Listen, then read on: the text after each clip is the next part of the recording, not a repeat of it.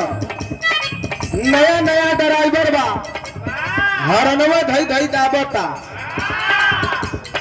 छने छने बदले तोरे मिजाज रजऊ धोखेबाज रजऊ उड़नबाज रजऊ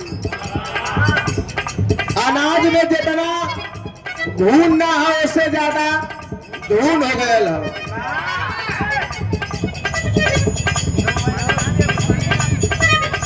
हाय हमरे मास्टर बजावत हुन कौनो भौजाई के देख के कौनो देवर कहले रहल ए भौजी तै बड़ा उड़नबाज है कबो रहरी में कबो नहरी में कबो डहरी में कबो नहरी में तू बोल देले रहली भट्ठा बोले कट गल दूसरा। हाँ ठीक है बहुत बहुत धन्यवाद आपका। देवरवा कलश भौजाई से किए भौजी तो रहन ठीक ना हाथों के हम जानत हई तू कहे का जानत हुआ तो कहलस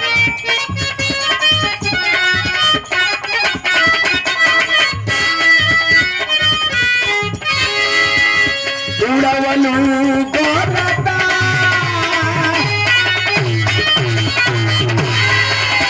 उड़वलू गोरता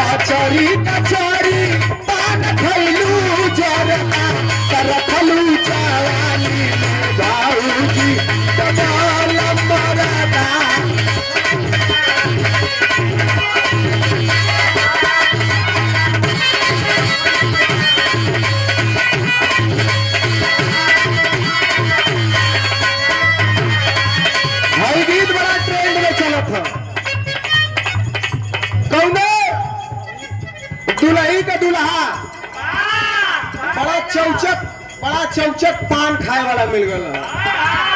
वो दिन भर कतो रहा करे मुहे में पान जाए जरूर खाली एक ठे खाना खा के एक ठे सुतक के दुए टाइम ना रहे बाकी हमेशा ओकर मुंह खुलले रहे नया नया कुर्ता सियौले रहे पान खाए के चुआ हुआ के घरे में पहुंचल दुल्हिया कलश की का हो गई का कहा गई कही का कहला का कहलू रे कही दे सैटवा देखा देखवा को नरेश वाला एक हट चूब ले अच्छा कचार दे मेरे रुआ का था अरे ढोले में पिघल जाता ढोले में निकाल जाता दही आके भूरेता ढोले में निकाल जाता दही आके भूरेता बिगाड़ जाला पान खाते नया नया कुर्ता बिगाड़ जाला पान खाते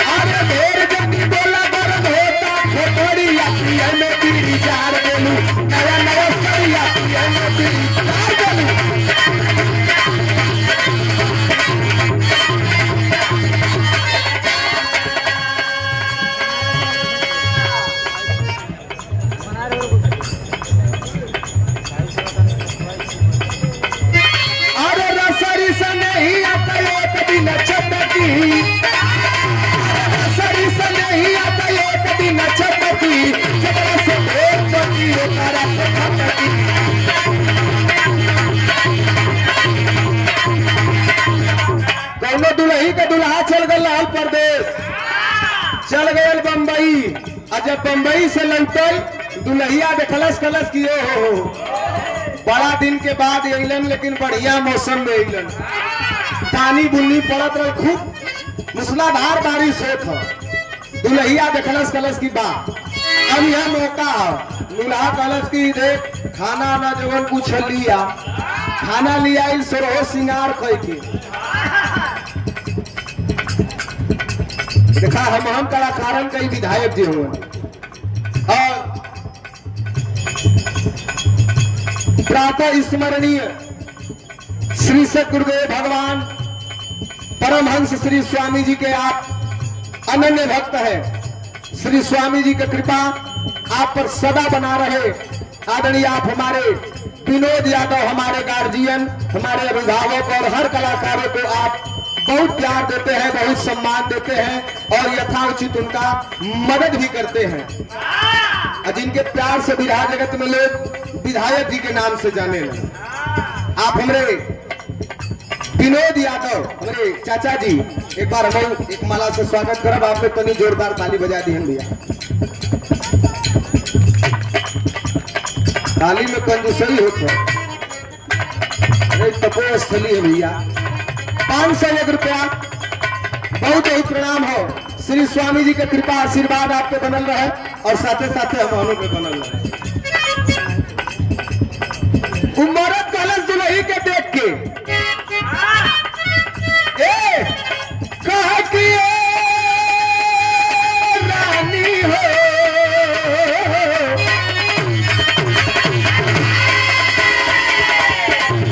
बोले बाबा दरा सब जानी आजरा, बोले बाबा दरा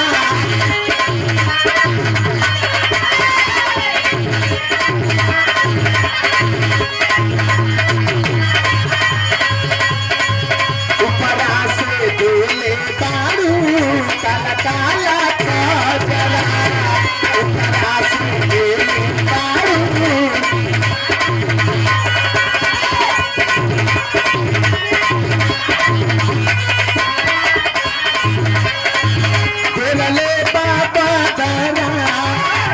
जानी पाजरा, उपरा से बोले दारू काला काला काजरा। चमक बिजुरिया ए हो सवरिया, चमक बिजुरिया ए हो सवरिया, पानी झम झम बरसता बरसता बरसता। मेरा चढ़ल जवानी ए सैया, मेरा चढ़ल जवानी ए सैया, बूंद बूंद के तरसता। मेरा चढ़ल जवानी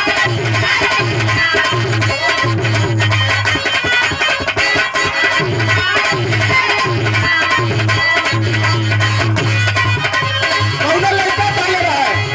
अरे तोहरा जैसन सुंदर लड़की कहाँ पाइबो।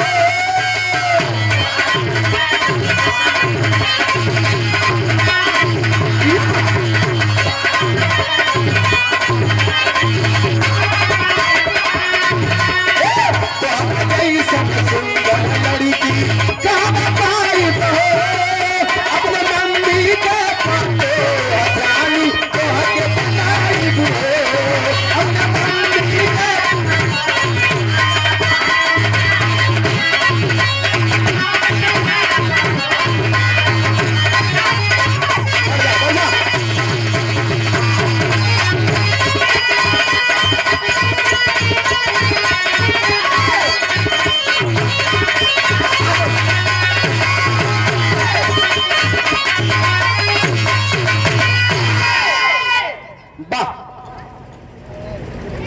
बड़ा ही धर्मधारी धरती बा और यहाँ पे बिरहा को परखने वाले लोग बैठे हैं। बड़ा मिजाज में बहुत ही सुंदर महफिल।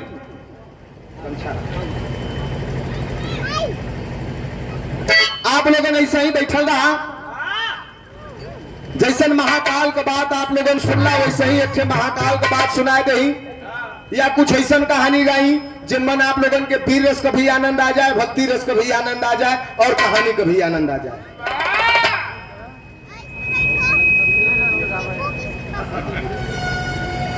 क्या करे के हो वीर रस?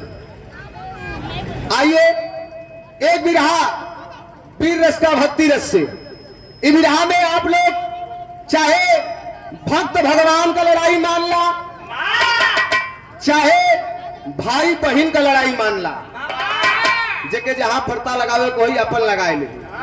और ये हमारा सौभाग्य है किसी जमाने में हमारे गुरुजी बिरहा वीर रस सम्राट बिरहा के पुरोधा स्वर्गीय रामदेव गुरुजी इस बिरहा को गाते थे और ये समय हमन के इकुल बिरहा प्रसाद के रूप में मिलल बा।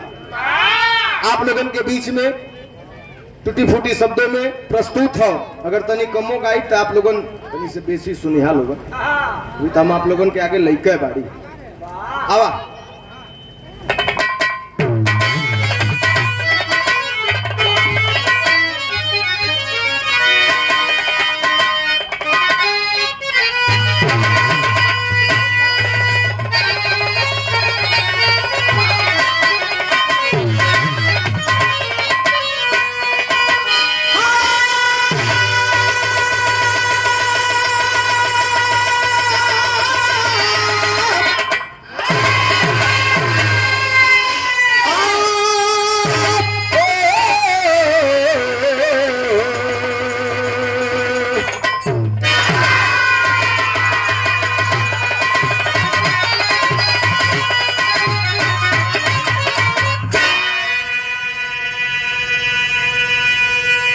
जा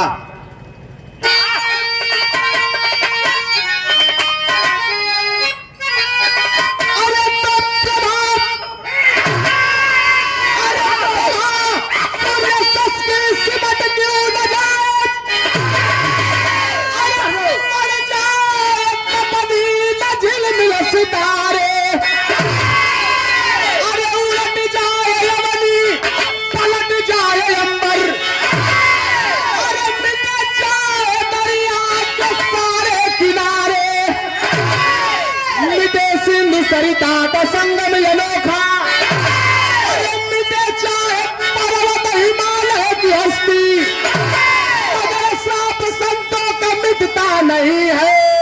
अरे उजड़ जाए दुनिया ये बस जाए बस्ती।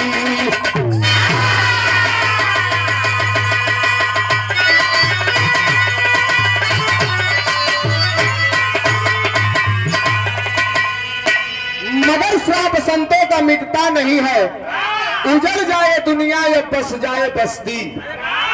संत महापुरुष के जुबान से जो शब्द निकल गया वो करे पीछे प्रकृति चलने वाला। अगर वो आशीर्वाद देले हुए तब वो लगी, अश्राप देले हुए तब वो लगी।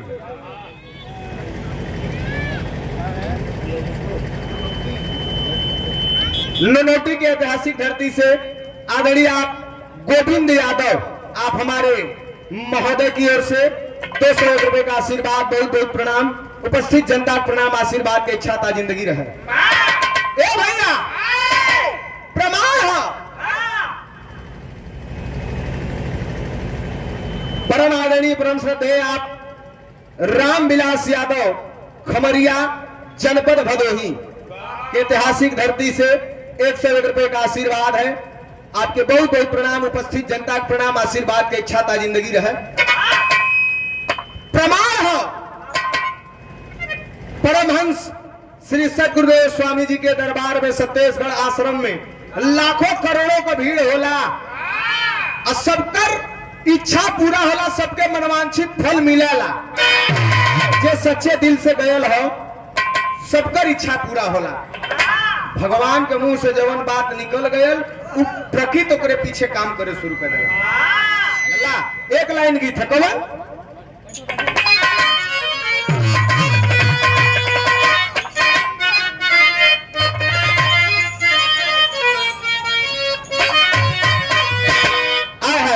किसी सवाली ने फरियाद किया है,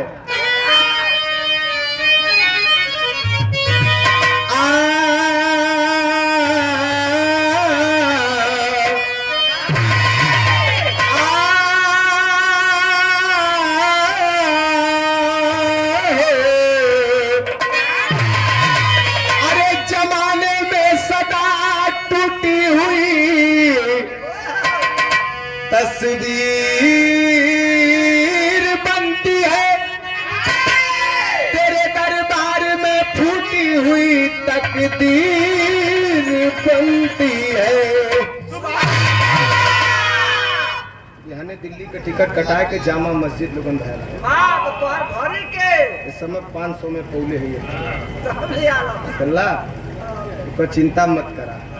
इस समय डूरियाल हुआ तू जाने परेशान हुआ तो भैया जगह होता हम कली बस आप लोगन धैला तो लोगन के हम धैले हैं। अरे पिया जिसको गई, अरे पिया जिसको, कौन पिया? वो पिया। अरे पिया जिसको चाहे सुहागन वही है, पिया जिसको चाहे सुहागन।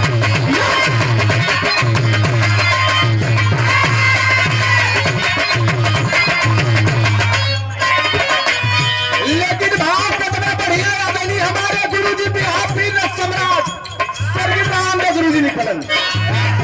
अरे कभी जमीन और कदर बोलता है, कभी जमीन और कदर बोलता है।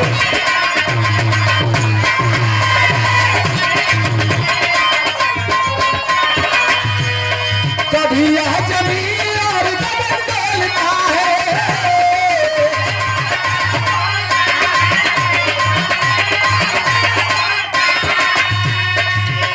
अरे कभी यह जमीन और गगनी डोलता है, गगनी डोलता है।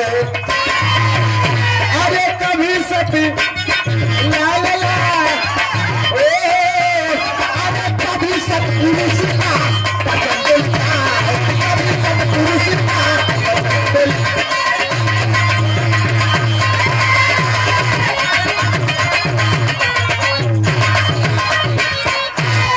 कभी सत्पुरुष का वचन बोलता है। कहानी का शुरुआत है कैसे भैया आवा।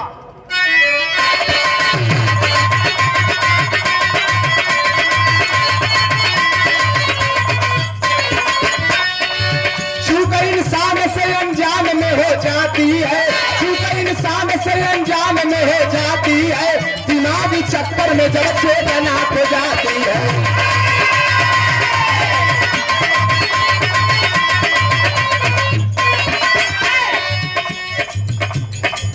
एक और चित्र से नमकीन शंकरा लिए, एक और चित्र से नमकीन शंकरा लिए, इंद्रपुर जा रहा मन में भारी उछालिए।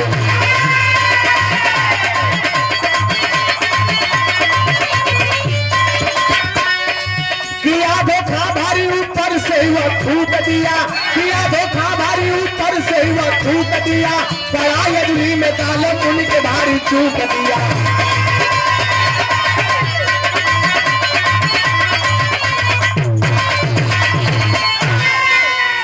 आप लोगन समझला इंसान गलती कबो जानबूझ के कराला, कबो कबो गलती अनजान में हो जाले जल्ला। कबो कबो गलती जानबूझ के लोग कर देवाला, कबो कबो गलती अनजाने में हो जाला। एक लड़का चौने लड़का का नाम रहल चित्रसेन, नाचे गावे वाला गंधर्व रहल। आकाश मार्ग से इंद्रपुर की ओर जात हुवन और बड़ा खुश हुवन, बड़ा चौकत हुवन। ऊपर जात जाते गलती कैलन, नीचे ना देखलन और ऊपर से थूक दहलन। जब वो थूकलन तो नीचे गालो मुनि अजूरी में जल लेके तपस्या करत रहलन। वो थुकवा आके गालो मुनि के अजूरिये में गिर गई, ध्यान भंग हो गल। ऊपर देखलन एक ठे लड़का आकाश मार्ग से जात है, आवाज दलन कलन है लड़के, ऊपर ऊपर जात हुआ, नीचे ध्यान ना देला। परसों से तपस्या करत रही, एक पल में एक क्षण में हमरे तपस्या के भंग कर देला। तो सुना कृष्ण भगवान को बहुत बड़ा भक्त है, तो के श्राप देत है। आज के 8वें दिन कृष्ण भगवान के हाथों तुम मारल जाइबा। चित्रसेन जाए के पैर पकड़ लेलस, प्रभु अनजाने में गलती हो गई, हमरे गलती के क्षमा करल जाए। पैर पकड़ के लगल रोवे, लेकिन एक बात सुने के तैयार ना हुआ। लड़का एकदम पैर पकड़ के लपटिया गया, कहना जब तक माफ न करबा तब तक पैर ना छोड़ब। गालो मुनि कहलन कि जो जबान से निकल गल तो पूरा होई, लेकिन बेटा एक बात सुनो, आज के 8वें दिन कृष्ण भगवान रण मैदान में खड़ा रही हैं और कोई भगवान को भक्त आए के सामने से उनसे लड़ाई ले रही और लड़त लड़त लड़त लड़त सूर्य अस्त हो जाई और तुम्हार मृत्यु अगर ना हुई तो तुम्हार मृत्यु टल जाई, ना मारल जाई। बाजा अब खोज ला के भगवान से लड़ी। लगल लड़का घूम घूम के सबसे गुहार लगावे, तरज पवन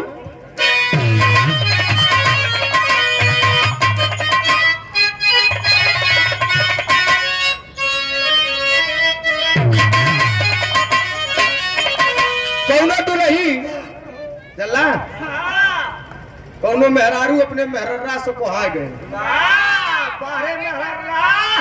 मेहररा जानला दुल्हा मालिक, कौनो दुलही कोहा गई, दुल्हवा लगल बनावे कहे काहे के तू कोहाई रहू, का चाहिए हमके बतावा।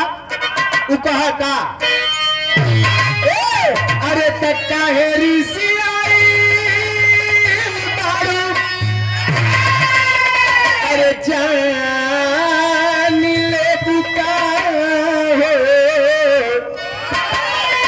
अरे बोला हमारी सुगिया परान ले बुका, अरे सोनारा कसगरी तू कान ले बुका हो।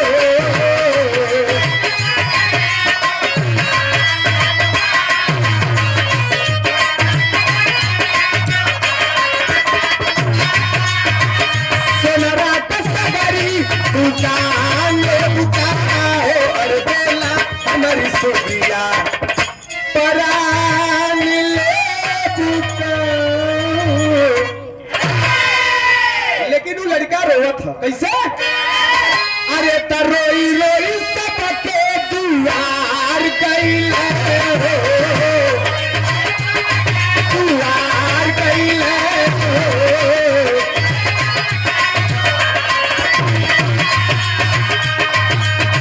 रोई रोई सबके दुआर कैले हो, अरे कोई नहीं दुखिया करार कैले हो।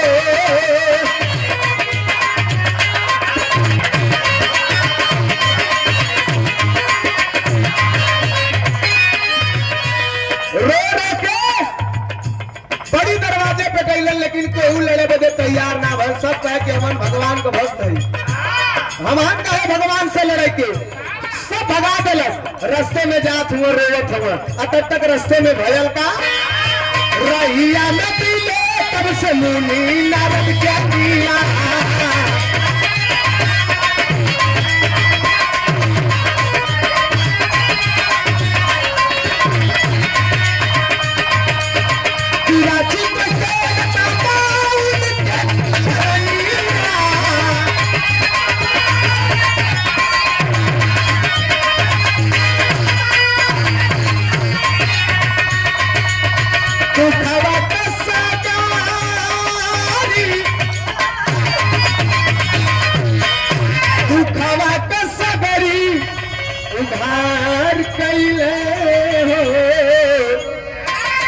रोवत रोवत चित्रसेन जात हुआ।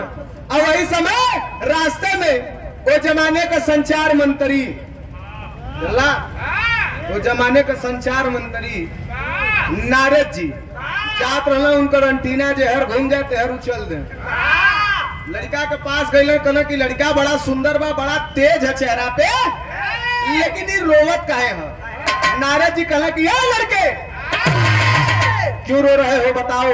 नारद जी के देखलस, जाके गोड़ धै लेलस, कहलस कि गालो मुनि का श्राप हो, आज के 8वें दिन हम भगवान मुरली वाले कन्हैया के हाथ से मारल जाई। नारद जी कहना वैसे बढ़िया मौत होके कहाँ मिली, त्रिकालदर्शी साक्षात भगवान के हाथे तू मरईबा, अब का चाहत हुआ। कहला भी हमार जिए का इच्छा हो, हम का दुनिया देखली। कहला तब, कहला साथे साथे कहला कोनो भगवान के भक्त लड़ी है, सूर्य अस्त हो जाए तू ना मरईबा तो तुहार मृत्यु टल जाई। कल बस बस कल ना एमन कोनो घबराए वाली बात नहीं है। कल कोनो उपाय हो, कल नारायण कुल रुपया हमरे झोलवे में है। कल यही बदे तो हम घूमबे करीला। हर ताला का चाबी हमारे पास हो, तो के उपाय बतावत थी, लेकिन करना तो हर काम हो। कल एकदम करब का बतौले तर्ज हो।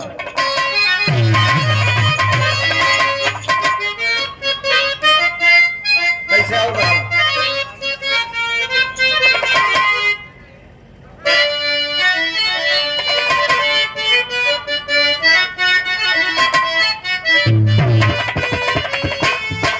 अरे हंसी हंसी गोरी कहे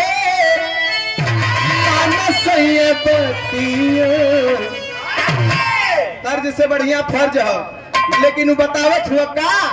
अरे तुम मुनि राई भाई बात समझ आईला, मुनि राई भाई बात समझ आईला, सबही के तालावा में चाबी लगाईला।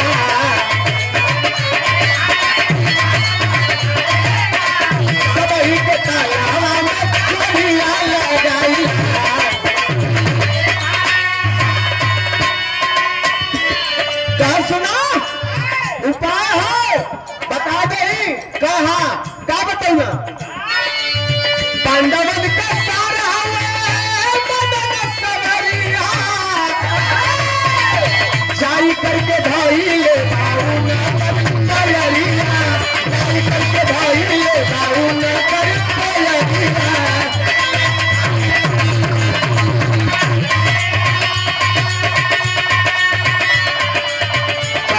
से कटावा के भैया भैया भैया, कटावा से कटावा के कुर्ता लगाईला, कटावा से कटावा के कुर्ता लगाईला, सबही के ताला में चाबी लगाईला।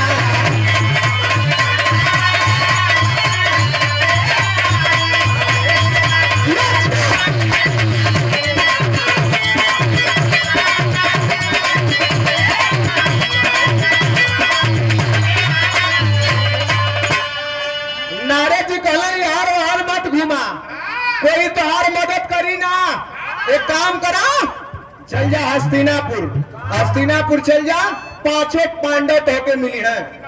अगर वो लोग तोरे पे कृपा कर दे हुआ तब तो समझ ला तो हर जान बच जाई। भगवान को कुल भक्त भी हुआ, भगवान अब पांडव का रिश्तेदारी भी है, नाते में कृष्ण भगवान सार लगल जल्ला, सार हमेशा बहनोई के दबाव में रहा। कल सरकार बड़ा सही बात बतौला, तुरंत गो धैलन निकल गए हस्तिनापुर, जाए के दरवाजा खटखटौलन, और दरवाजा जब खटखटौलन तो नकुल भैया निकल के बहरे अलन, पैर पकड़ लेलस लइका, कल सरकार मदद करा। कल हुआ के कल आज के 8वें दिन कृष्ण भगवान के हाथे हमार मौत हो, हमके बचाला। लड़का बताओ थे कैसे तर्ज हो।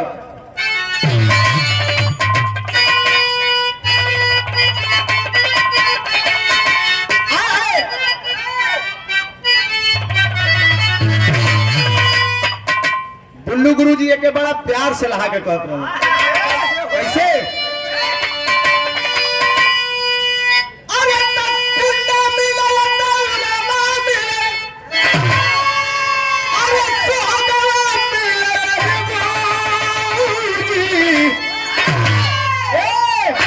रतिया से जरिया पे मिलावे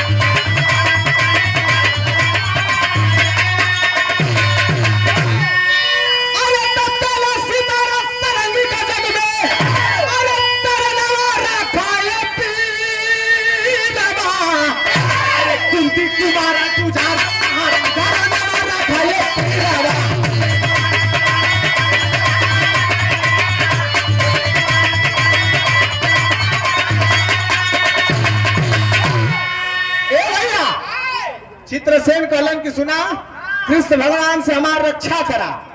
नकुल कहलन ढेर बतियावा मत, घरवा में 4 जने और बैठल हुआ, पहले उ लोगन से पूछ लेवे दा, ओकरे बादे कुछ बताई। घरे में गईलन तो धर्मराज, भीम, युधिष्ठिर, अर्जुन चारों भाई बैठल हुआ। कहला का हो के रहल? कहला एक ठे लड़का आयल हो, काले मुनि का श्राप है, कहत है कि चल के हमरे खातिर भगवान से लड़ाई करा, हमरे जान का रक्षा करा। अर्जुन जी कहला दत्त मर्दवा नहीं तो भगवान के यहाँ से उ लड़का खातिर चल जा, हमन भगवान से लड़ाई लड़े, हमन खुदा उनकर भक्त है, हमन का रिश्तेदार भी हुआ, उ लड़का खातिर चले के लड़े भगवान के। तब तक घरे में कृष्ण भगवान का सगी बहन सुभद्रा सुनले हैं और बहरे निकल के एलिन कहलिन कि ए बकवास मत करा लोगन, तोरे शरण में आयल जाओ करे खातिर लड़ा। अर्जुन कहला हम ना लड़ब, तो के लड़े गए तो जा लड़ा, तो ही जा। तब सुभद्रा एक बात कलस, का कलस? गीत के स्वर्गीय रामदेव गुरु जी गावत रहलन, बड़ा प्यार से गावा। कैसे?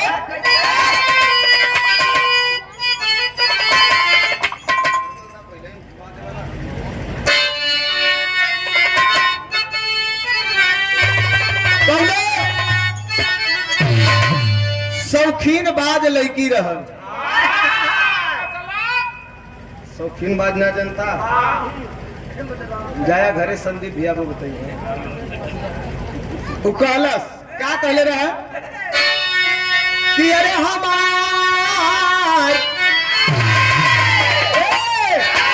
हमार परजे पुरूज हीरू जड़ागा।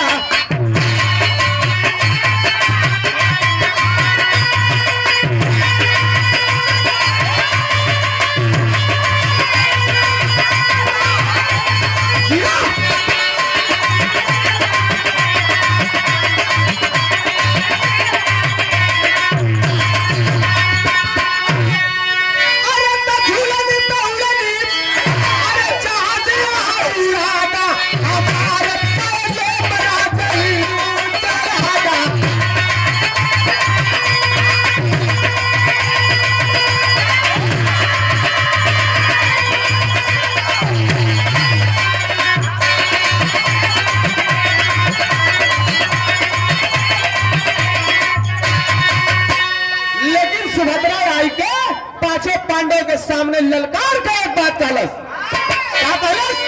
अरे पहिरला चूड़िया राजा पनिका पहिरला चूड़िया राजा।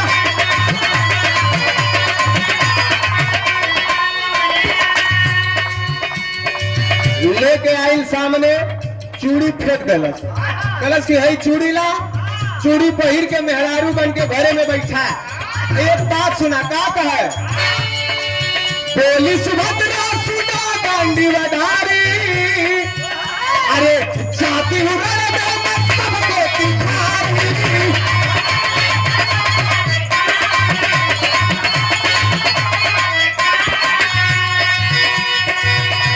पहला सरिया राम में बन जा बहुरिया।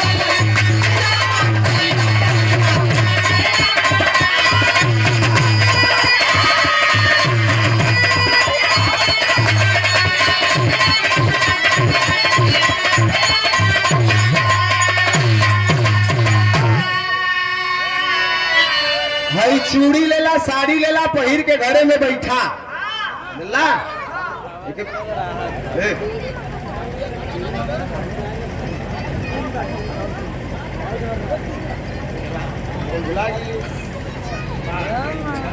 बतियावा के हर न कहीं चूड़ी लेला, साड़ी लेला, पहिर के घरे में बैठा, हम जाके लड़ब। आय के बहरे लड़का चित्रसेन से सुभद्रा कहलीन कहिया लड़ाई है?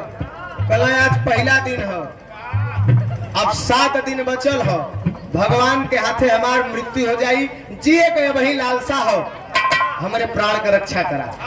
सुभद्रा कलश कि तू निश्चिंत होके जा, घरे खा पिया आराम करा, हम लड़ाई के मैदान में चल जाई। लड़का चल गया हो। अब धीरे धीरे जब श्राप अनुसार जब समय निकट आयल हो, तब एक तरफ कृष्ण भगवान रण में डटल हुए और एक तरफ सुभद्रा सेना और रथ के साथ रण मैदान में आवत हो। तब तेरी में लिखल गई,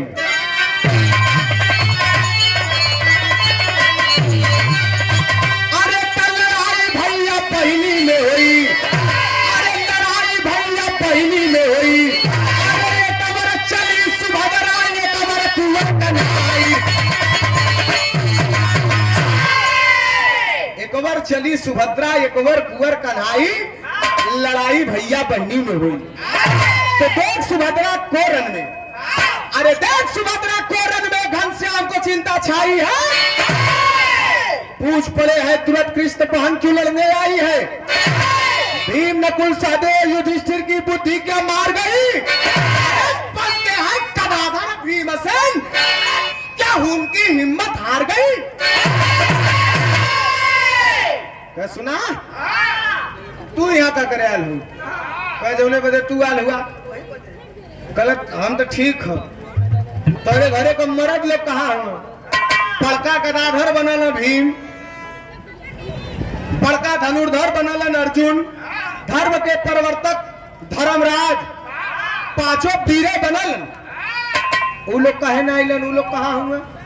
क्या भैया सुना, लड़ाई के मैदान में लड़ाई का बात करा, कुल फालतू बकवास मत करा। लड़ाई शुरू हो गया है कृष्ण भगवान से। सुभद्रा एक बात कहलस, का कहलस,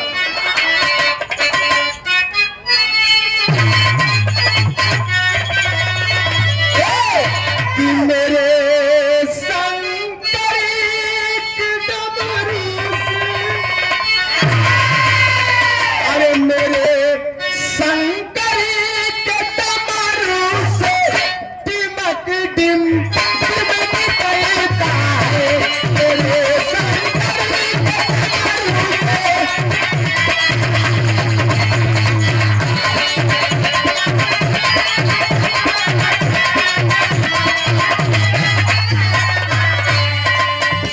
सुभद्रा श्याम से बोली रे, सुभद्रा श्याम से बोली रे, सुभद्रा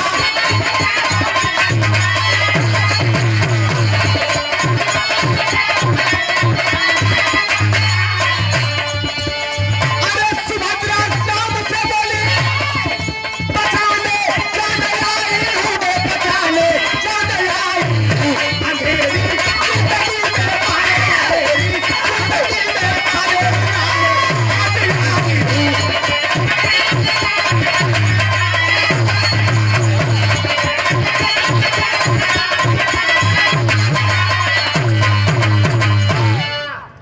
सुभद्रा कलिन की लड़ाई की बात करा, लड़ाई हो लगल भाई बहन में, और यहाँ घरे में बैठल बैठल भीम एकाएक उनके गरम फूक दिलस, उठ के खड़ा हो गईलन, कहलन कि अरे मर्दवा चुल्लू भर पानी में डूब के मर जाए के चाहिए। कहला काहे का भयल, तब भीम कहला पहपट में,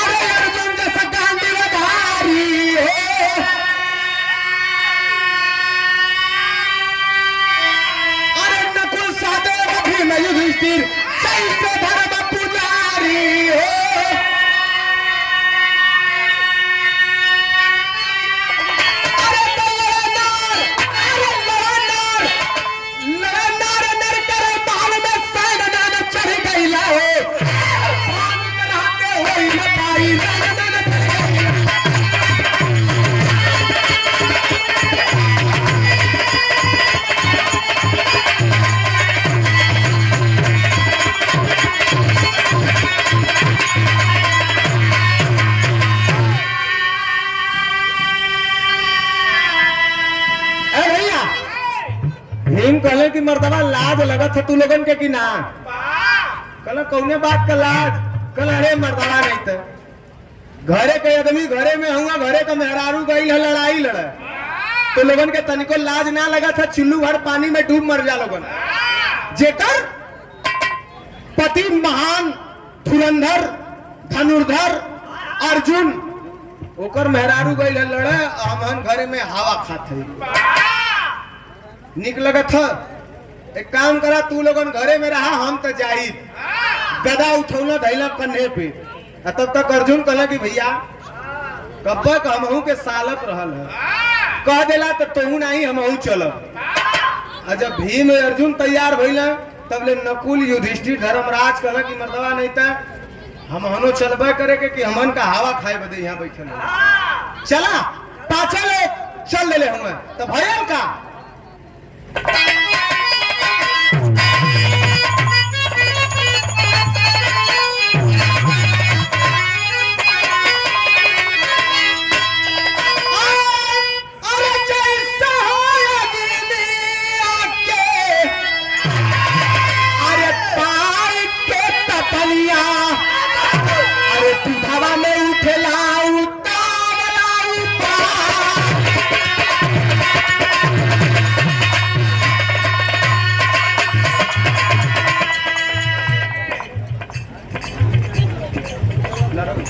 नरौर के ऐतिहासिक धरती से आदरणीय आप होरी लाल यादव जी सादर 101 रुपए का आशीर्वाद, बहुत बहुत प्रणाम। जगापट्टी के धरती से आदरणीय आप रणजीत मौर्य, आप महानुभाव की ओर से 101 रुपया, बहुत बहुत प्रणाम। अच्छा, नरौर के धरती से राम बाबू यादव, पूजनीय बाबूजी दिवंगत बाबूजी के आप दामाद जी हैं, आपके कर कमलों द्वारा 201 रुपए का आशीर्वाद है, बहुत बहुत प्रणाम है। उपस्थित जनता को प्रणाम, आशीर्वाद की इच्छाता जिंदगी रहे। बुढ़ावा में उठेला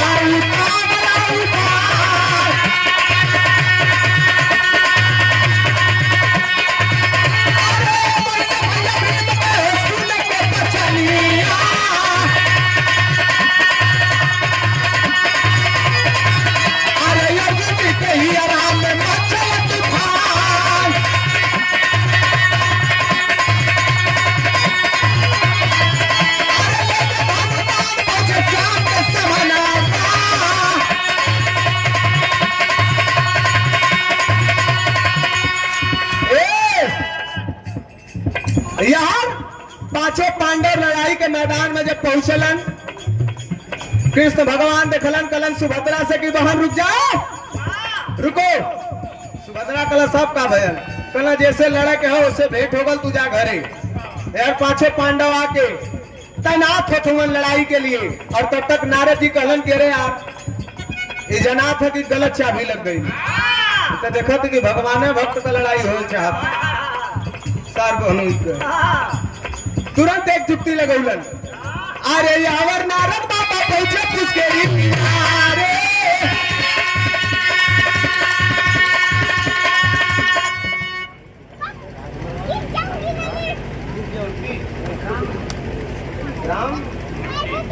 ग्राम ननोटी से राजेंद्र चक्रवाल, आप महोदय की ओर से 51 रुपए का आशीर्वाद, बहुत बहुत प्रणाम हो।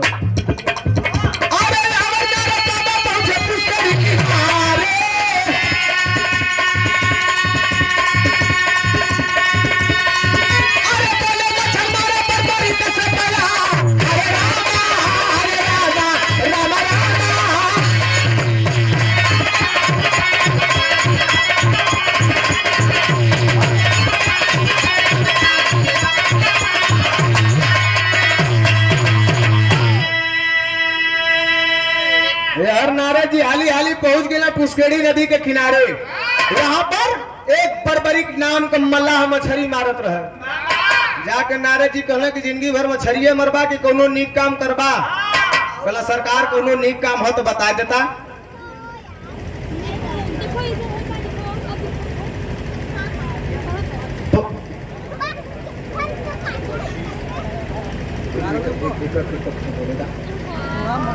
परमहंस आश्रम नेवढ़िया तगमकपुर से।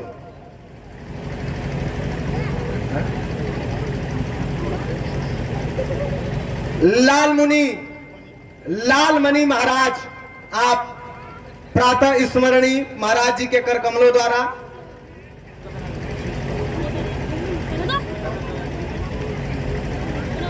और 25 जनवरी 2026 को महाभंडारा का भी आयोजन किया गया है और उसमें शानदार बिरहा कार्यक्रम भी है, जिसमें प्रयागराज के सरजमी से सुमित्रा नंदनी जी और सोनभद्र के माटी से आदरणीय बल्ली यादव नबू बिरहा कार्यक्रम भी बा। आप लोगों ने 25 जनवरी के सुनिए डगमगपुर में ना, बहुत बहुत प्रणाम।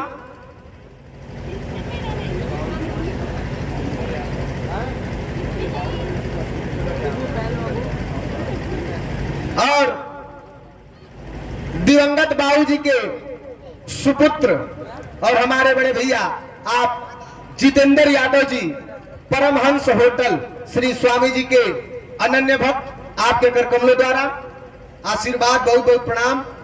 शोभाकुल परिवार के बहुत बहुत प्रणाम हो, आशीर्वाद इच्छा ता जिंदगी रहे। जितना भैया लोगन बैठल हुन सबसे ए भैया नारद जी जाए के मल्लाह से कहले कि सुना मछरिया मरबा के कुछ नीक काम करबा। कल सरकार कोनो बढ़िया काम हो का? कल हाँ, कल एक काम करा, लड़ाई के मैदान में चला, चल के भगवान के हाथे अपन जान दे दा, सीधे बैकुंठ जइबा, आवागमन से खत्म कर। कल देरी मत करा, तुरंत ले चला।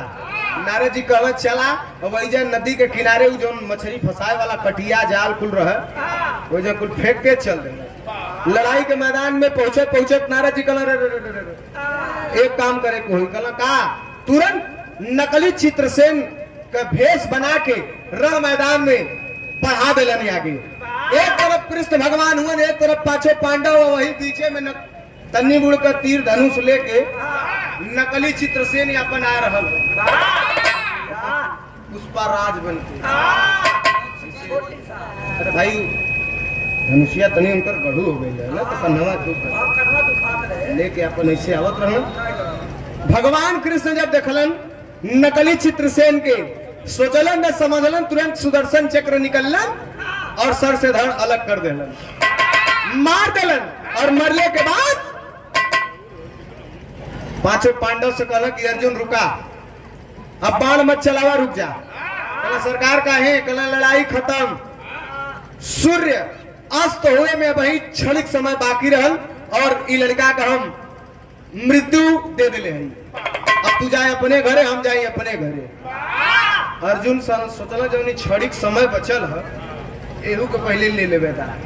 तो कहला कि सुना भगवान तीनों लोक का मालिक हुआ, 14 भुवन का मालिक हुआ, त्रिकालदर्शी हुआ, अंतर्यामी हुआ, कड़कड़ व्यापी हुआ। इतना भारी गलती तू कैसे कर देला? भगवान का गलती हम कौन गलती कैले है? 10 मिनट खूब उनके हर वहर कुल बतियौले के बाद कहला कि सरकार अंतर्यामी हुआ, त्रिकालदर्शी हुआ, समझला न बुझला न देखला, एक मृत्यु दंड दे देला। पहले सुना क्या कहलन?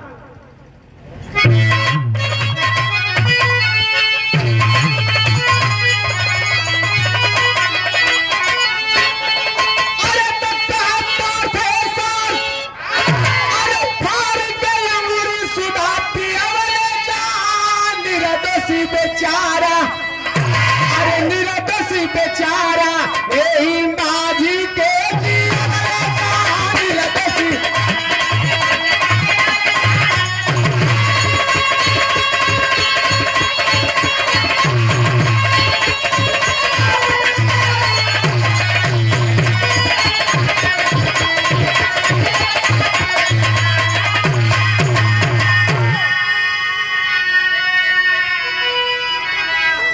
कल सुना जात हुआ तो जा, लेकिन गलती के सुधार कह के जा।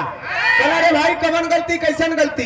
कल है जौने के मरले हुआ ई चित्रसेन ना हो, ई तो माझी है, बरबरी के कर नाम हो।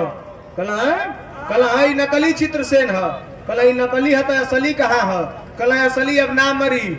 ध्यान से देखा, सूरज अस्त हो गई, ओकर मृत्यु टल गई, अब ना मरी। भगवान कला की अरे इतना बढ़ियार के दिमाग लगौलस, तुरंत आंख बंद करके ध्यान जब लगौलन तो नारद जी का चेहरा सामने आ गया। कला बारे नारद जी, जवन ताला खुले ना लायक ना रह, मल्ला की मन चाबी लगा दे परियाई से, गाजनी कवन चाबी लगाए को खोल देला।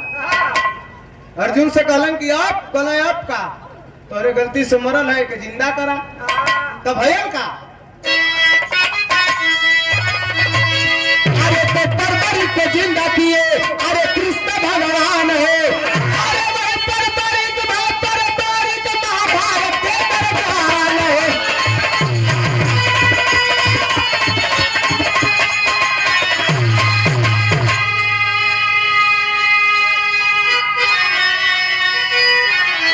अरे तो भगवान के हाथे अपन मुक्ति बनवले जान, रदसी बेचारा बेचारा यही माझी के जीवले जा।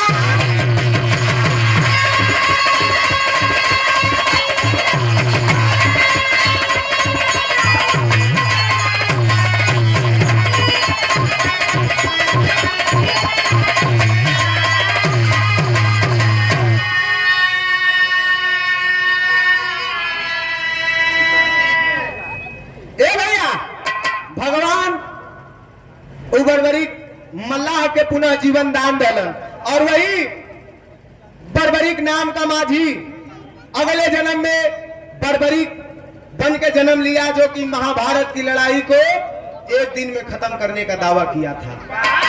भगवान कहला कितना देरी लगी, कहला एक दिन एक बाण, कहला कैसे, कहला हम खत्म कर दे महाभारत का लड़ाई, कहला हमरे भरोसा ना हो, कहला परीक्षा लेला, कहला है जौन पेड़े पे जितना पत्ता हो एक बाण चलावा पूरे पत्ता में छेद हो जाई, तब मान ले कि तू एक दिन में महाभारत खत्म कर देबा।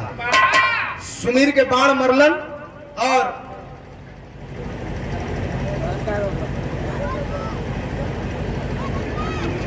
और ये निनौटी से गोविंद यादव जी 101 रुपया, बहुत बहुत प्रणाम। और एक सूचना है, और ये इन्नेक बात हो,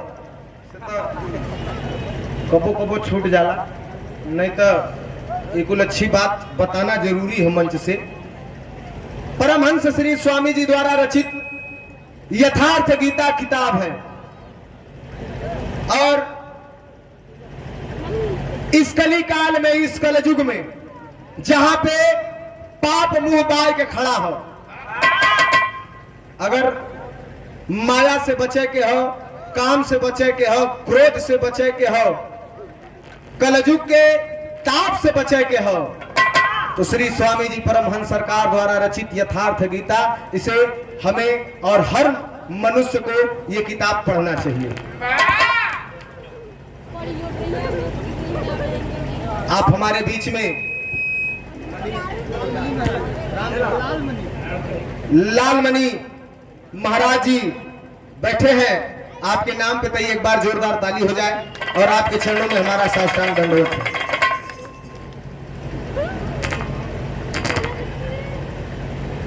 परम आदरणीय परम श्रद्धेय आप ग्राम प्रधान जी महोदय सुरेंद्र कुमार जी, आपके कर कमलों द्वारा सुंदर पुष्पहार और 501 रुपए का आशीर्वाद, बहुत बहुत प्रणाम हो।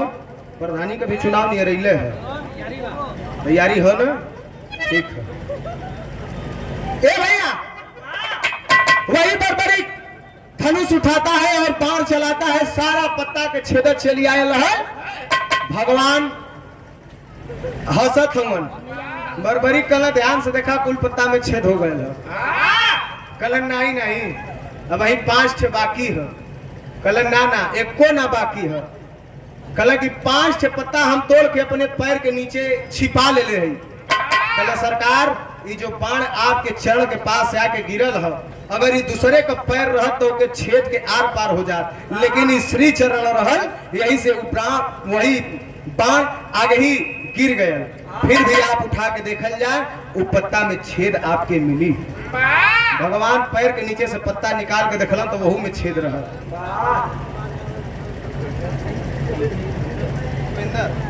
भूपेंद्र सिंह जी, आप टंकी मैनेजर, ये जो सामने पेट्रोल टंकी है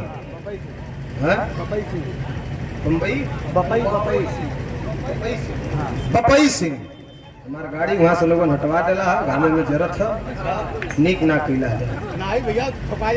अरे कोई बात नहीं, चला 101 रुपया बहुत बहुत प्रणाम। वही है वही गड़िया छाए रहा खड़ा कर दे कल भैया कोनो ट्रक आई रगड़ उगड़ दही के हटा ला तुमके। ठीक है भैया, बहुत बहुत धन्यवाद पेट्रोल टंकी वाले भैया के।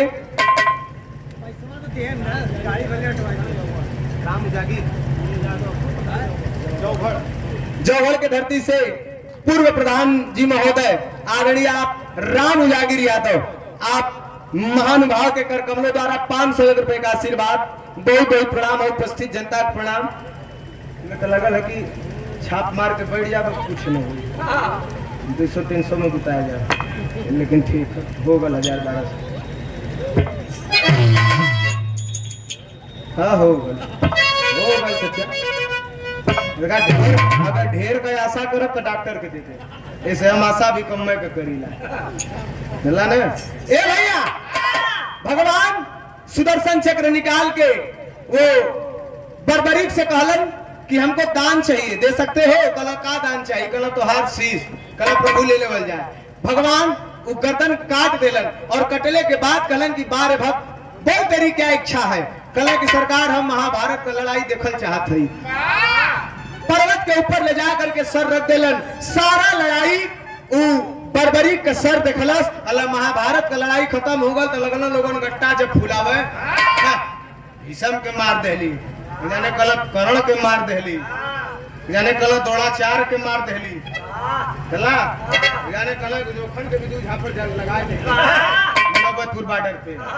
कल की सुना ढेर फुल्ला मत, अब पता लग जाई। भगवान लेके 5 जाने के वही मुड़ी के पास गई। कल भैया सबसे ज्यादा के लड़ल? मुड़ी कल केहू ना लड़ल। कुलोरी तो देखली भगवाने लड़त रहल, कुलोरी तो भगवाने का माया रहल। अगर वो ना रहतन तो 1 मिनट भी तू लोगन लड़ाई में ना भी चल सकता। 5 जाने का घमंड चूर हो गए। और वही शीश का दानी कलयुग में हारे का सहारा खाटू श्याम के नाम से मशहूर हो गए, जो कि राजस्थान में आज भी मंदिर है और लाखों करोड़ों श्रद्धालु जाकर के वहां पर शीश झुकाते हैं खाटू श्याम के दरवाजे पर। जे रोवत रोवत जाला ओके हंसाए के भेजल।